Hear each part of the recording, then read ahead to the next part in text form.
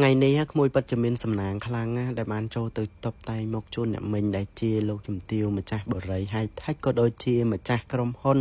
ទឹកសុទ្ធ High-Tech អ្នកទាំងអស់គ្នាប្រកាសជាបានស្គាល់ហើយជាមួយនឹងផលិតផលទឹកសុទ្ធ High-Tech ហើយក៏បានប្រើប្រាស់ជាមួយនឹងគុណភាពរបស់ទឹកសុទ្ធ High-Tech ដែរថាជាគុណភាពល្អប៉ុណ្ណាសូម្បីតែខ្ញុំរាល់ថ្ងៃក៏ប្រើប្រាស់ជាមួយនឹងទឹកសុទ្ធរបស់ក្រុមហ៊ុន High-Tech ដែរក៏រលែកមកមើលសម្រស់របស់អ្នកមិញជំទាវគឺនៅតែស្រស់ស្អាត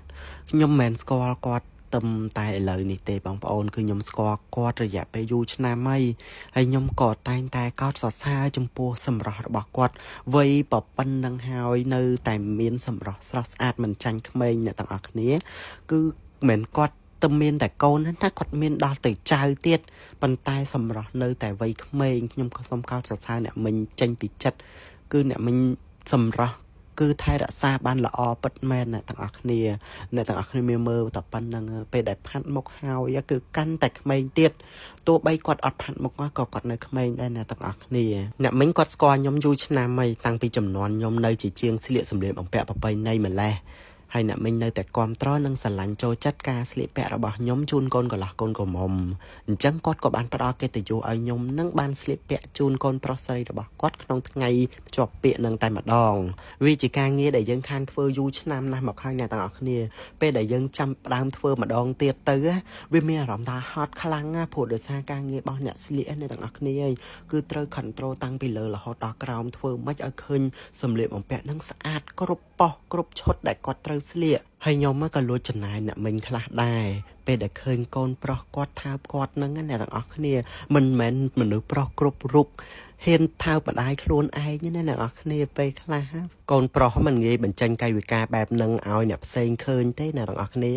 នេះហើយជាក្តីសុខរបស់ម្ដាយចំពោះកូនហើយក៏ជាសុភមង្គលមួយនៅក្នុងគ្រួសារដែរអ្នកទាំងអស់គ្នាក៏លេខមកមើលសម្រស់កូនប្រសាអ្នកមិញវិញកាន់តែស្រស់ស្អាតទៀតអ្នកទាំងអស់គ្នាគឺស័ក្តិសមគ្នាបំផុតមើលមកជាគូគេមែន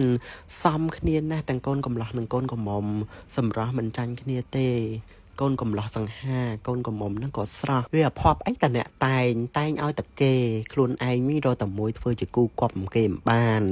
និយាយលេងទៅអ្នកទាំងអស់គ្នាស្ត្រីគ្រប់រូបតែងប្រាថ្នាចង់បានការលើកតម្កើងអំពីមនុស្សប្រុសនេះហើយគឺជាកម្មវិធីមួយដែលលើកមុខលើកមាត់កូនស្រីខ្លាំងមែនតើអ្នកទាំងអស់គ្នាវាជាការស្ដីដណ្ដឹងមួយជាការឲ្យតម្លៃមួយទៅខាងកូនស្រីគឺយើងបញ្ជាក់ថាយើងបានភ្ជាប់ពាក្យរួចហើយគឺជាគូគប់រងចាំតែថ្ងៃរៀបអាពាហ៍ពិពាហ៍តែប៉ុណ្ណោះអ្នកមិញរៀបចំកម្មវិធីនេះបានល្អខ្លាំងមែនតែនហើយមានភ្ញៀវកិត្តិយសតូចធំមានទាំងអ្នកមុខអ្នកការរដ្ឋមន្ត្រីមានទាំងជំទាវអាដាមដែលគាត់អញ្ជើញចូលរួមកម្មវិធីនឹងច្រើនខ្លាំងមែនតែនអ្នកទាំងអស់គ្នាមិនណិតតែអ្នកដេកទេមិនដឹងជាលើកដេកលើកផ្កាលើកក្រងដែកនឹងឡើងទៅដល់លើអាគារខ្ពស់នឹងយ៉ាងណាធ្វើយ៉ាងមិនទៅរួចណាអ្នកទាំងអស់គ្នាខ្ញុំនៅតែឆ្ងល់តែនេះជាការងាររបស់គេប្រកាសជាមានវិធីសាស្ត្រក្នុងការលើកទៅហើយតែខ្ញុំវានៅតែឆ្ងល់ជាចុងក្រោយអរគុណចំពោះការទស្សនាវីដេអូរបស់ខ្ញុំតាំងពីដើមរហូតដល់ចប់វីដេអូនេះរៀងវែងបន្តិចតែបុរសខ្ញុំនិយាយរៀងច្រើនហើយក៏អរគុណហើយក៏សូមទោសចំពោះការនិយាយស្ដីបើខុសឆ្គងត្រង់ពាក្យណាមួយសូមខន្តីនឹងអភ័យទោសកុំយកទៅទៅខ្ញុំអីអរគុណច្រើន